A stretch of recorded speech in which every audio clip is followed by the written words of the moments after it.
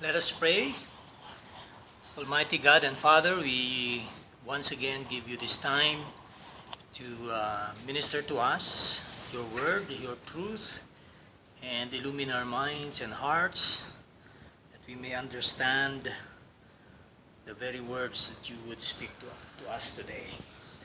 Thank you and be glorified. We seek the Holy Spirit to give us His illuminating power in Christ.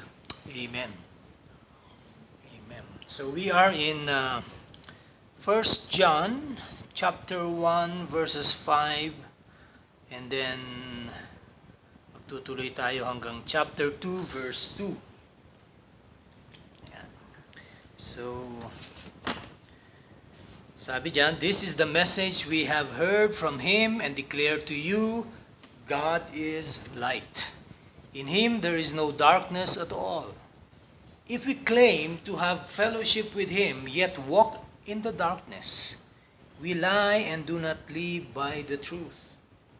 But if we walk in the light as He is in the light, we have fellowship with one another.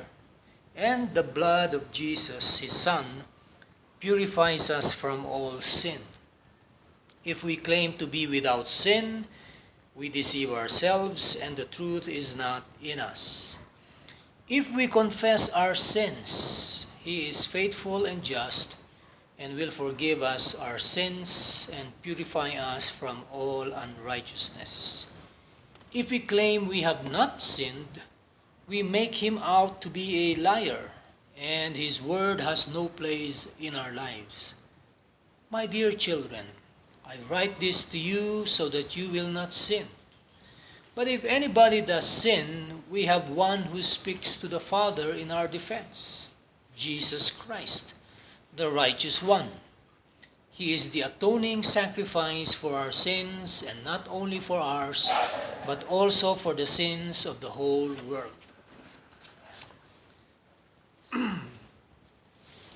So dito nagumpisa si Apostol Juan sa kanyang exposition o pagpapaliwanag sa kanyang mensahe by the words hear from Him o heard from Him.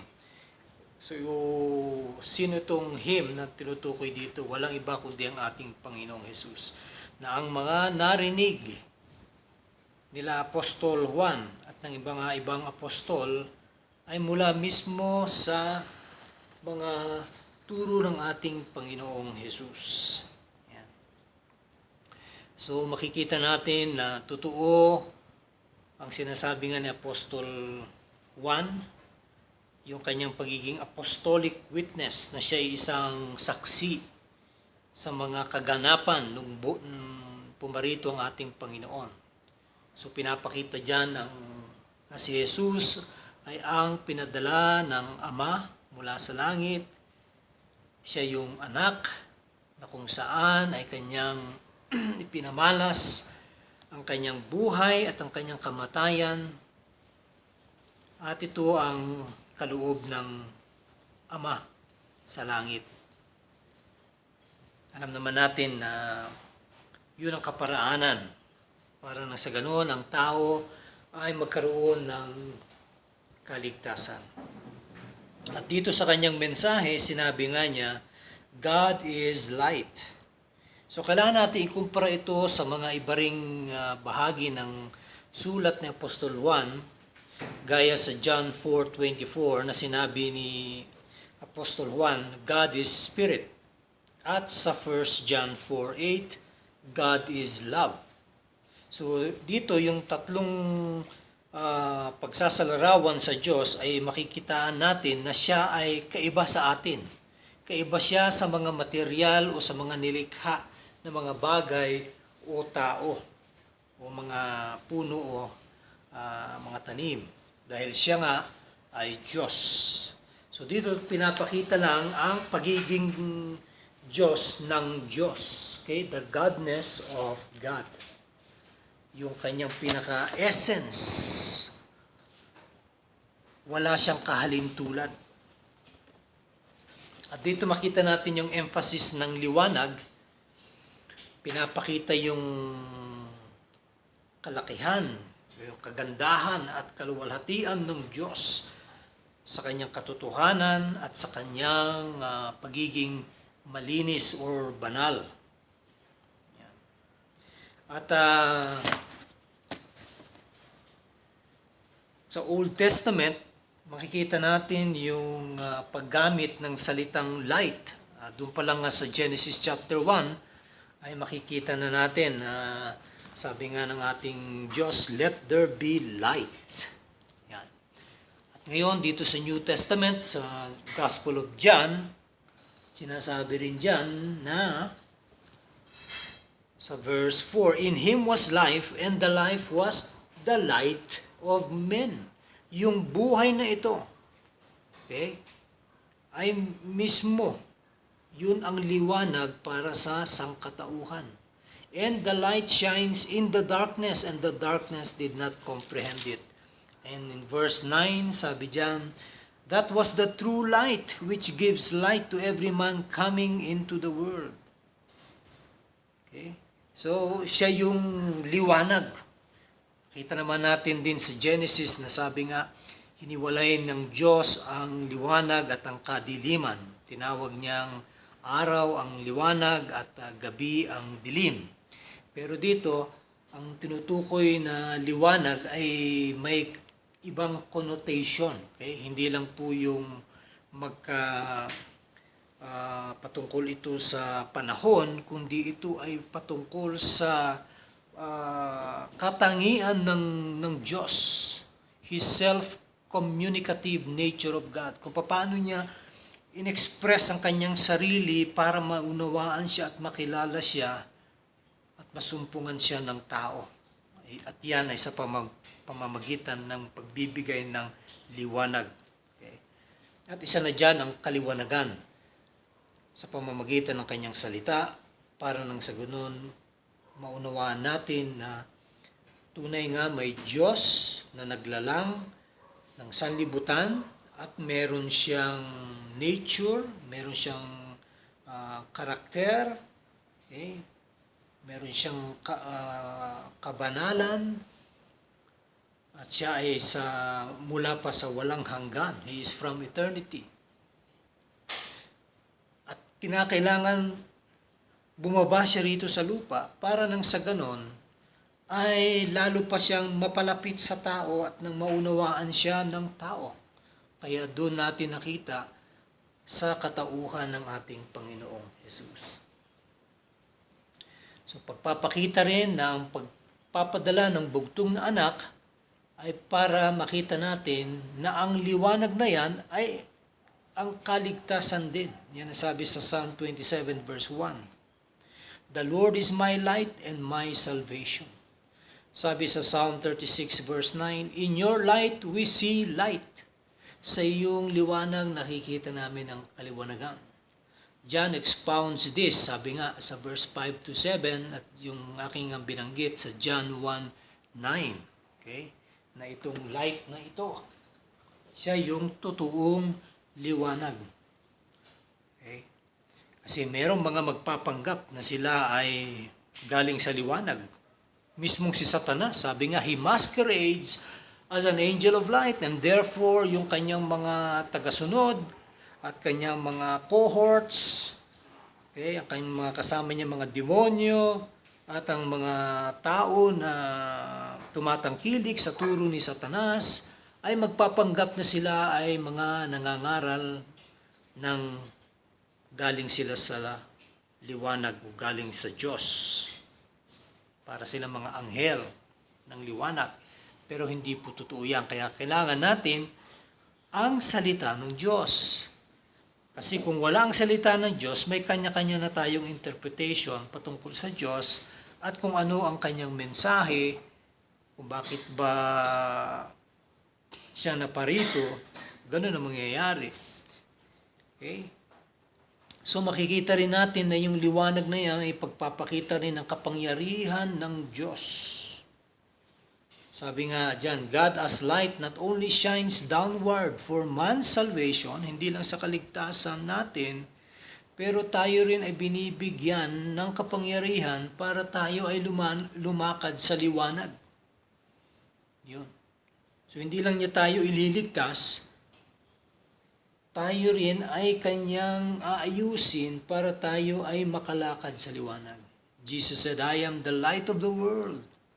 Whoever follows me will never walk in darkness, but will have the light of life. Pangako niya yan. Okay?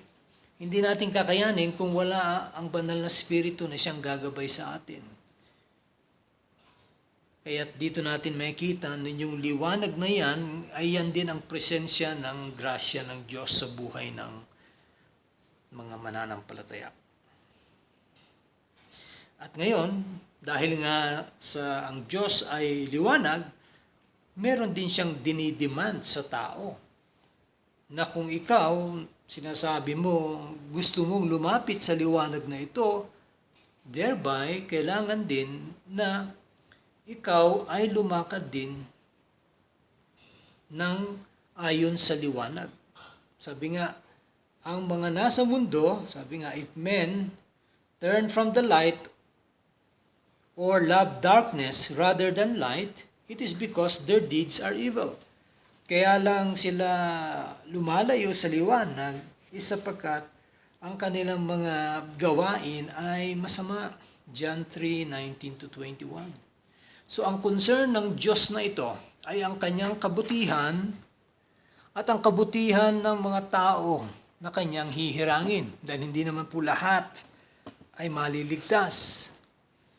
Kaya't makikita natin dito, naglipa na ang mga iba't ibang klase ng mga katuruan at mga bulaang mga ngaral at maging sa loob ng Kristyanismo ay nakapasok na sila.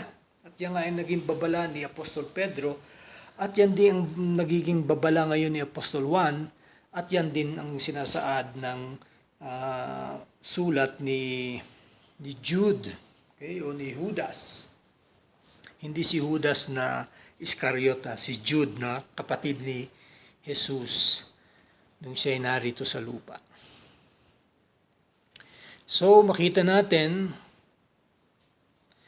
na kapag ikaw ay patuloy pa rin na naglalagi sa kadiliman, then sabi nga, excluded ka from having fellowship with God. Di ba nga sabi ko kagabi o ng isang gabi, our fellowship is with the Father and with the Son. Dahil nga tayo ay nasa liwanag na. Pero kung ikaw ay nasa kadiliman pa at may mga ginagawa kang sa dilim mo lang nagagawa dahil ayaw mong ilantad, dahil nga hindi ito tama, then ibig sabihin, hindi ka pa karapat-dapat sa fellowship na yon. Kailangan mo munang maunawaan ang ebanghelyo ng Panginoon. Kaya ngayon dito sa verse 6 ay inintroduce na ni Juan yung pag-claim o yung pagmamalaki. At ito ang mga ginagawa ng mga bulaang mga ngaral. Kine-claim nila, okay? Una na sila, they have fellowship with God. Kaso, salungat doon sa kanilang lakad kasi sila patuloy na lumalakad sa kadiliman. Ito yung mga tinatawag na mga Gnostics noong panahon ni Apostol Juan. Yung Gnostic comes from the word knowledge. So tingin nila sila daw ay merong tinatawag na esoteric knowledge, na sila raw ay binigyan ng kaalaman na sila lang ang nakakaalam. At dahil dito ay nakikita nila ang kanilang sarili na mas angat kaysa sa iba. Kaya't sila nung nakapasok sa iglesia ay sa kanilang mga persuasion, mga mabulaklaking salita, ay nadala nila ang iba sa kanilang mga turo. Pero sabi nga, tayo mag-ingat sapagkat salungat ito sa mga ginagawa nila sa kanilang buhay. So dinidescribe ni Apostol Juan kung sino sila. Sabi nga, they have no love for one another. Kunwari, sila ay may concern sa'yo, pero sa totoo lang, ang concern nila is either yung bulsa mo, yung pera mo, yung makuhut-hut nila sa'yo. Okay? They hate their brothers. Sabi nga dyan. At they claim sinlessness. Sila ay walang nagawang kasalanan. At yan ay malaking kasinungalingan. At pang-apat, pinakamatindi, ay yung kanilang pagtanggi na si Jesus ay bumaba dito sa lupa, okay, na siya ay nagkatawang tao. So, itong mga ito ay isang paalala sa atin na tayo'y mapagmanman, maging discerning sa kung sino man yung mga papasok sa iglesia at magbibigay ng turo, at kung yung turong yun ay hindi ayon sa binigay ng mga apostoles, hindi galing sa mismong bibig ng ating Panginoon, hindi galing sa mga propeta ng Diyos, hindi galing mismo sa Diyos, then ibig sabihin hindi ito galing sa Diyos. Hindi ito salita ng Diyos. So sabi ko nga, sila nagpapatuloy na kine-claim nila na sila'y lumalakad sa liwanag, pero yung kanilang mga gawain ay patuloy na lang ginagawa sa kadiliman. Kaya't ito ang nakakatakot sa mga actions nila. Kasi kunwari magpapanggap silang mga Kristiyano, pero yung pala ay may mga malingi o di magandang intensyon sila sa loob ng iglesia. At isa pa ay malilink natin sila sa mga pagsisinungaling, sapagkat nga sila ay namumuhay sa kadiliman. So hindi nila isinasabuhay yung katotohanan, nakikinig sila ng salita ng Diyos pero hindi naman nila mai-practice sa kanilang buhay. Kaya't sinasabi nga dito ni Apostol Juan, kakaiba ang kanyang kumbaga focus dito na sabi diyan, the author, ang kanyang litmus test para sa mga nasa katotohanan ay hindi lang yung kanilang paniniwala, kasi pwedeng naniniwala sila. Sabi nga ni James, don't you know that even the demons believe that there is one God, and yet they shudder or nanginginig sila kapag narinig nila ang pangalan ng Diyos, ang pangalan ni Kristo. Pero itong mga bulaang mga ngaral at yung mga hindi mananampalataya, sila, sabi nga, ay hindi naniniwala, okay? Pero mismo yung kanilang mga aksyon o gawa o kanilang mga ugali o conduct ay taliwas din sa katotohanan. Kaya't sabi nga, ang pinaka-positibong test para malaman natin kung talagang ang kilala nila ang Diyos ay ang pamumuhay sa liwanag. Dahil nga, ang ating Panginoon, siya mismo ay nasa liwanag. Kanina sinabi, siya ay liwanag. Ngayon dito, siya ay nasa liwanag. He is in the side of the light or the truth. Yan.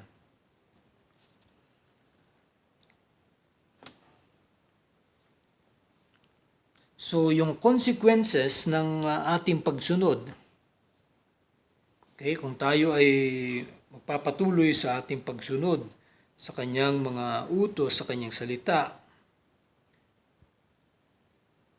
ay makikita natin yung ating sarili na tayo ay mapapa sa loob ng fellowship with the Father and with the Son and with the brethren, with the brothers and sisters in the fellowship.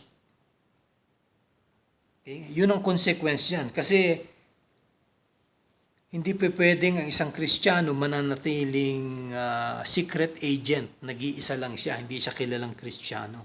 Wala pong ganun. Kailangan maipakita natin, hindi lang sa loob ng iglesia, kundi sa labas, na makilala tayo ng mga hindi mananampalataya na tayo nga ay mga Kristiyano. Para na sa ganun, kung may magtanong sa mga hindi mananampalataya kung ano ang meron tayo, ay masasabi natin, masasagot natin at maaakit natin sila na sumama at sila rin ay makarinig ng mabuting balita ng kaligtasan. Ayan. So yung ating pag-ibig sa ating kapwa mananampalataya ay isang produkto ng pag-ibig ng Diyos. Yung fellowship natin with the brethren is the proof of our fellowship with God. Okay, so yan ang unang consequence na yan.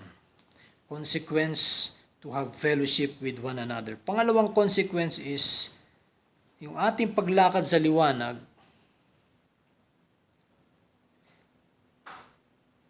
ay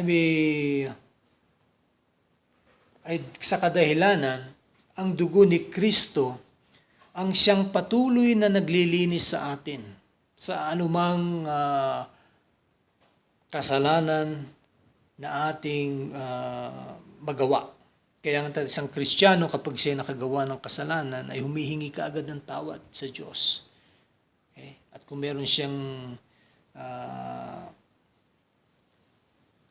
kung siya nagkasala sa isang tao ay kanyang kinakausap at nilalapitan at siya humihingi ng dispensa o ng patawad. Kasi ganun talaga ang Kristiyano, supposedly. So yung paglilinis na sinasabi dito ni Apostol Juan, ito ang resulta na tinatawag natin na kapatawaran, yung restorasyon at yung ating pagbabalik loob sa ating Diyos. Dahil ang Diyos, mahal niya tayo at tayo rin dahil mahal natin ang Diyos, inaayos tayo niya. At dito sa verse na ito, sa verse 7, ay kanyang ginamit ang salitang sin, which is in the singular, meaning to say that the general view of sin, yung pangkalahatan. Okay? So hindi ito tungkol sa mga iba't ibang klase ng mga kasalanan na ginawa, kundi ito ay lahat. Sa gawa, sa salita, sa isip, lahat ng yan. So ngayon, ibinalot lang sa iisang kahon at sinabi, kasalanan. Yan. At diyan ang dahilan kung bakit kinakailangan bumaba ng ating Panginoong Hesus dito sa lupa. Dahil po diyan sa kasalanan na yan. Okay. So, balik naman tayo sa pangalawang denial ng mga false Christians. Dahil ang unang kanilang denial is sinasabi nila they have fellowship with God but they walk in darkness. Itong pangalawa, sinasabi rito na sila bilang quote-unquote Christian na daw ay walang kasalanan. So, ito ay malaking kasinungalingan. So, ang mga opponents noon ni Apostol Juan ay malamang nagsasabi na hindi naman sa hindi sila nagkamali, pero tinitingnan nila at itinatanggi nila yung prinsipyo ng kasalanan na walang pangmatagalang kapangyarihan ito sa kanila. Kaya nasasabi nilang wala silang kasalanan. Na parang sa kanila, dahil nga sila nga daw ay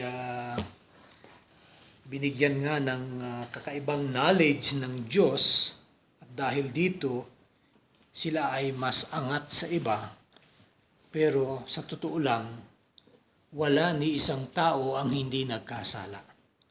Lahat tayo ay nahulog sa kasalanan at lahat tayo ay kinakailangan ng tagapagligtas. Kaya't kung may mga taong kagaya ng mga ito na nagsasabing Hindi mo na kailangan ang Panginoong Hesus, hindi mo na kailangan magsisi sa iyong kasalanan, or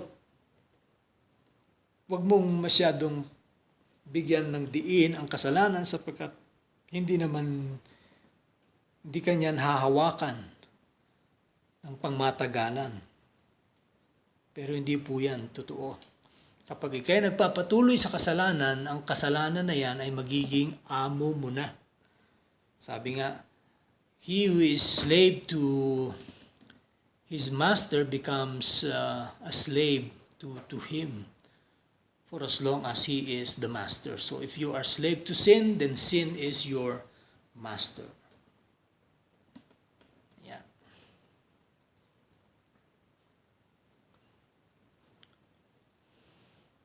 Sinasabi nila na sila daw bilang mga quote-unquote uli, sinasabing Kristiyano sila pero sa totoo lang hindi.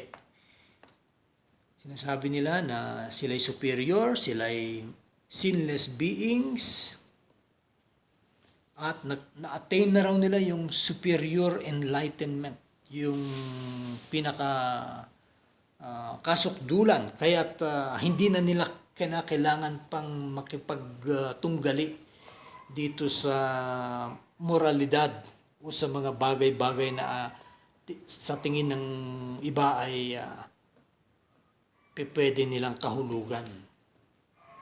Kaya sabi nila, hindi na kami natetempt sa mga bagay na yan.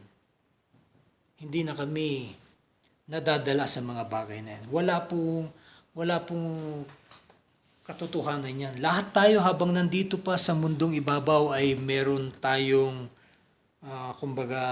pwede tayong mahulog sa mga temptasyon. Kaya't yun ang warning nila Apostol Juan at ng iba pa mga apostoles, na tayo ay maging maingat. Kasi nga, sabi nga, sin is like a lion. Okay? He is just roaring. Okay? At sabi nga, andyan lang siya, naghihintay ng tiyempo. Kung saan tayo ay mahina, doon siya ngayon malakas. Kaya sinasabi ng Panginoon, kayo'y manalangin, kayo'y mapagbantay. Kasi hindi nyo alam ng inyong kalaban ay nandyan lang. Naghihintay ng oportunidad para kayo ay sunggaban.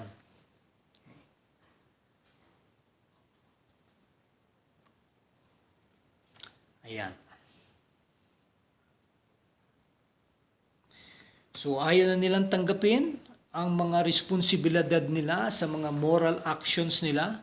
So kahit na ginagawa na nila yung kasalanan na yon, sa kanila ay hindi kasalanan. Okay? Ganyan po yung mga bulaang mga ngaral na yan. Gaya ng argumento sa Church ng Corinth. Sabi nga, that sin was a matter of the flesh and had nothing to do with the spirit. So ganun ang kanilang mga contention, ano?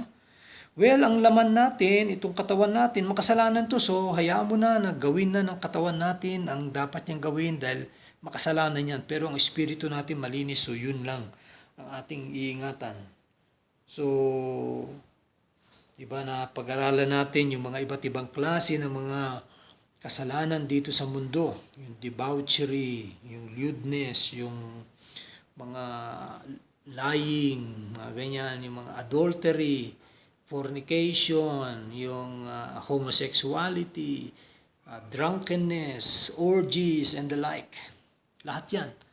Sa kanila, sabi niya, okay lang, mahulog ka man dyan. Ang importante yung espiritu mo maayos. Yun ang mali. Mali po yung ganong pananaw. Okay?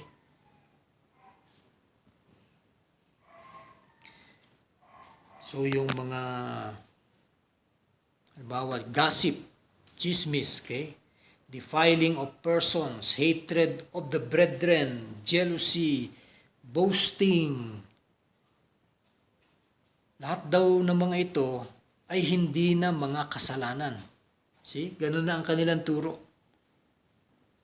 So, yung paglakad sa liwanag ay kanilang itinatanggi. And then, yung kanilang fellowship na kung saan sila supposedly ay tinawag, ay hindi na po nag-i-exist. Wala pong totoong fellowship na nangyayari. There is no fellowship with the Father and with the Son and with the brethren because everything is a lie. Kasinungalingan na. Kaya't ito, yung implikasyon ng pagtanggi sa prinsipyo ng kasalanan ay talagang napakalaki. Una, there is personal responsibility. Okay? Hindi inaalis yan sa isang tao. Tayo ay responsable sa ating mga ginagawa, sa ating mga salita na binibitawan, sa ating mga iniisip. Okay? Pangalawa, kailangan natin ma-recognize na ang katotohanan ay hindi lang po nasa atin, kundi kasama natin. Okay? Yun ang dapat natin makita dyan. Dahil pwede tayo magsabing, nasa akin ang katotohanan, tinanggap ko ng Panginoong Hesus. Pero, salungat ito sa buhay na pinapakita natin. So, sino ang ating niloloko? We are just deceiving ourselves. Kaya nga sabi, in God's name, we make God's presence and power an impossibility. Hindi na nagiging totoo ang mga sinasaad ng Diyos sa mga taong hindi kumikilala sa Diyos na ito. So ngayon, sa verse 9, makikita natin na yung ating paglakad sa liwanag ay isang pagdidemonstra hindi sa ating pagtanggi sa kasalanan, pero sa ating pangungumpisal at pagtalikod dito. Okay? Kaya tayo lumalakad sa liwanag kasi alam natin andyan ang kasalanan. So alin ang ating tutunguin yung kasalanan o ang daan patungo sa liwanag na yan. Okay? So dito naman sa verse 9 ay kanya namang ginamit yung plural na sins, marami, which makes clear na lahat ng klase ng kasalanan sa bibig, okay, sa isip at sa gawa ay ating ngayon kinukumpisal para nang sa ganun tayo ay magkaroon ng kapatawaran. At dahil dito, i-relate nga natin ito ngayon sa katapatan ng Diyos at sa kanyang hustisya. Sa katapatan ng Diyos, dahil nga ito ay isa sa kanyang katangian. Okay? Ang kanyang pagiging tapat. Sabi nga sa 2 Timothy 2:13, yan ang kanyang nature. He is faithful and faithful to His promise sa Romans 3:25. Okay? So, nandun ang kanyang pangako ng kapatawaran sa kanyang mga anak.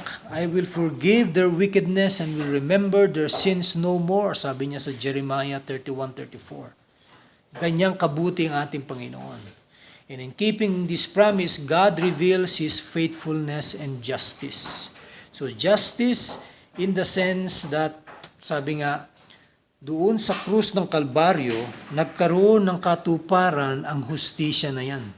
Tayo ng mga makasalanan, nabigyan ng pardon. Nabigyan tayo ngayon ng pagkakataon na tayo ay mapawalang sala sapagkat inako mismo ng ating Panginoong Hesus ang puot at galit na dapat sa atin ibubuhos ng Ama ay tinanggap lahat ng anak ng Diyos. At doon makita natin, sabi nga, truth and mercy kissed together at the cross of Christ. Yung katotohanan at ang kanyang mayamang awa. At ang hustisya ay nagkaroon ng kaganapan doon sa krus ng Kalbaryo. So yung kapatawaran ay ito po yung pag-cancel sa ating mga utang o yung kumbaga sa korte, yung dismissal of charges. Clean slate, wala kang kasalanan, makakalaya ka na. Ganun po ang ginawa ng ating Panginoon. Kaya't makikita natin ang ginawang paglilinis ng Diyos sa polusyon ng kasalanan at sa ating buhay, at binigyan ngayon tayo ng panibagong buhay ng kabanalan. Doon nag-umpisa ngayon ang buhay na kabanalan na ngayon tinatahak na ng mga Kristiyano. Pangatlo at final false claim na sinasabi ng mga bulaang mga ngaral ay ito: if we claim we have not sinned. So parang may kahalintulad dun sa verse 8, dun sa pangalawang false claim, pero dito ay bibigyan natin ng ibang treatment. Sabi nga, ang sinasabi rito, the persons involved could be saying, whatever is true about the sin principle in others, we as Gnostic believers have transcended it all.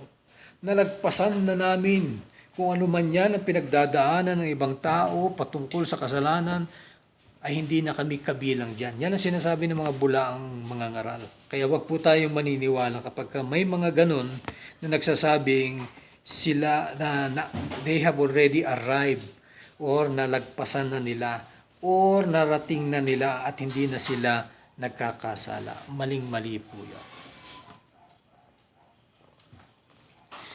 Dahil sa ginagawa nilang ito, it makes a mockery of the gospel. Parang sinasabi nila, hindi ko na kailangan si Kristo para ako'y maligtas sapagkat nagkaroon na ako ng higher knowledge patungkol dyan at kaya ko nang malagpasan ang anumang klase ng mga kasalanan na maaaring iharap sa akin o mga temptasyon. Pero hindi lahat tayo, sabi nga, kailangan dumako sa krus ng Kalbaryo para dun maunawaan natin na hindi natin kayang iligtas ang ating mga sarili. Bagkus, yung ginawa ni Kristo, yun ang magliligtas sa atin. Kaya nga't sinasabi dyan,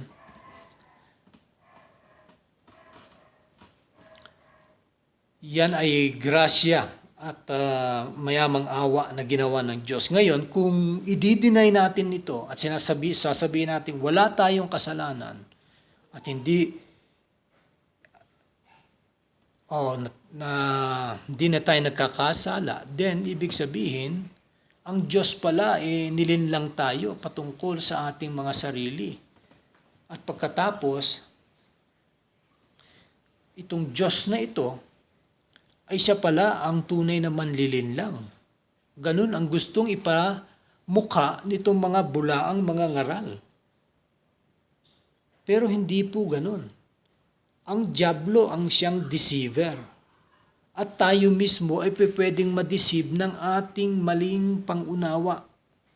Kaya nga, ginawa na ng Diyos ang pinakasukdulan at yan ay ang pagpapadala niya sa isa-isang anak niya. Kanyang bugtong na anak na si Jesus. Para nang sa ganon, lahat ng tao, sabi nga, ay matahimik. Walang pwedeng magyabang.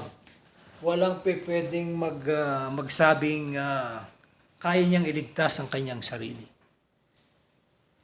Kaya nga dumating na ang manunubos. At yan ay walang iba kundi ang ating Panginoon.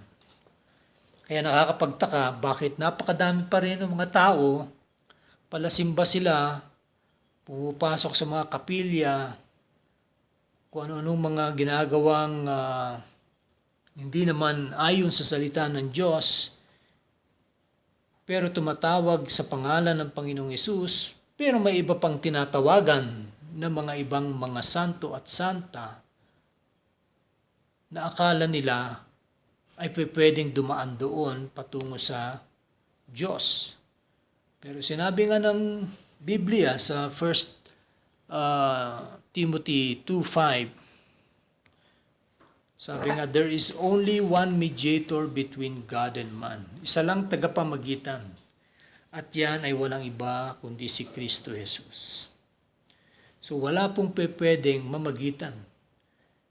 Kung meron kayong iniisip na pwedeng maging tagapamagitan o co-mediatrix, ay nagkakamali kayo kasi wala po yan sa Biblia. At the same time, kung sino man niyang kapantay ni Jesus, then ibig sabihin siya ay Diyos. Siya ay galing din sa Ama. Pero isa lang ang galing sa Ama, at yan ay walang iba kundi ang ating Panginoong Jesus. Kaya ang kanyang kapanganakan ay kakaiba sa lahat. Ang banal na Espiritu ang naglagay sa sinapupunan ni Maria sa kanya nung siya ay hindi pa, kumbaga, wala pa silang sexual relationship ng kanyang asawang si Joseph. So lahat tayo ay pare-parehas. Meron tayong mga magulang na nagkaroon ng mga sexual relations at tayo ay pinanganak. Pero sa kay Jesus ay kakaiba. Kaya't siya ay walang bahid ng kasalanan. Pero tayo, doon pa lang sa napupunan ng ating ina ay makasalanan na tayo. Bakit? Dala ito ng kasalanan nila Adan at ni Eva na atin nang na-inherit sa kanila. Kaya nga, babalik at babalik tayo sa salitang, kaya mo bang iligtas ang sarili mo sa pagiging relihiyoso mo, sa paggawa mo ng mabuti? Sagot, hindi. Ang Diyos, siya lang makakagawa niyan. Kasi ang kaligtasan ay gawa ng Diyos. Wala tayong maidadagdag dyan. Hindi mo pwedeng idagdag ang mabubuti mong gawa. Kasi lahat ng mabubuti nating gawa ay maruming basahan sa mata ng Diyos. Kaya't kailangan na lang natin lumapit sa Kanya at magpasalamat at tanggapin ang Kanyang alok na kaligtasan sa ating pagtungo doon sa krus ng Kalbaryo. Kaya dito ngayon natin makikita na yung ginagawa ng mga bulang mga ngaral, sabi, kapag ganyan ang pananaw mo na dinideny mo na ikaw'y may kasalanan, itong mismong ebanghelyong ito ay walang saysay para sa iyo. Kaya tuloy yung abilidad mo na mamuhay ayon sa salita ng Diyos ay wala na. Yung posibilidad na tanggapin mo ang kapatawaran na binibigay ng Diyos ay wala na. Kaya dito makikita natin na kailangan nating intindihin maigi ang ebanghelyo. Sa pagtatapos, sabi nga, my dear children, I write this to you so that you will not sin. But if anybody does sin, we have one who speaks to the Father in our defense, Jesus Christ, the righteous one. So ang ating Diyos na nagkatawang tao, si Jesucristo, ang pangalawang persona ng Trinidad, ang siya nating tagapamagitan on our defense. He is the righteous one. Kapag tayo nagkakasala, sa Kanya tayo pwedeng lumapit at humingi ng kapatawaran.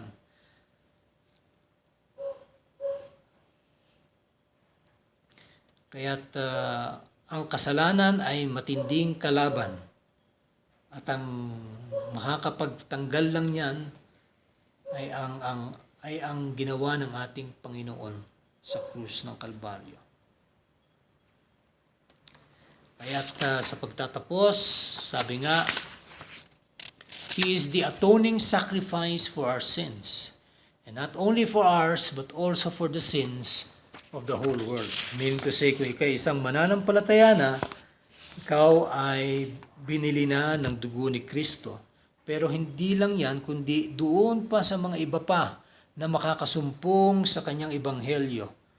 Sila rin ay mapapasama sa mga hihirangin ng Diyos at ililigtas. Sapagkat nga, ang ginawa ni Jesus sa krus ay hindi naman ibig sabihin ay lahat ng tao ay maliligtas. Doon lamang po sa Kanyang mga hinirang o pinili. Ang Diyos ang siyang pumipili. Sabi nga niya, I chose you, you did not choose me. Kaya't mapalad ang mga tao na nung sila'y nakapakinig ng salita ng Diyos gaya ng mga katagang ito na ating pinag-aaralan, ay pinalambot na nila ang kanilang puso at lumapit sila sa Panginoon at humingi ng tawad at tinanggap ang alok na buhay na walang hanggan na kay Jesus. So here makikita natin, sabi nga, si Jesus, siya ang ating advocate, siya yung ating pinaka-lawyer. Okay? Siya yung magdidepensa sa atin pagdating ng panahon. Okay? Kaya sa kanyang pagbabalik, hindi pwede na haharangin tayo ng dyablo, haharangin tayo ng mundo, sasabihin, hindi ka pwede pumasok sa kaharian ng Diyos. Ay hindi. Bakit? Binili na ako ng dugo ni Kristo. Okay? So magandang gabi sa inyong lahat. Dito po tayo magtatapos sa ating Bible study ngayong gabi.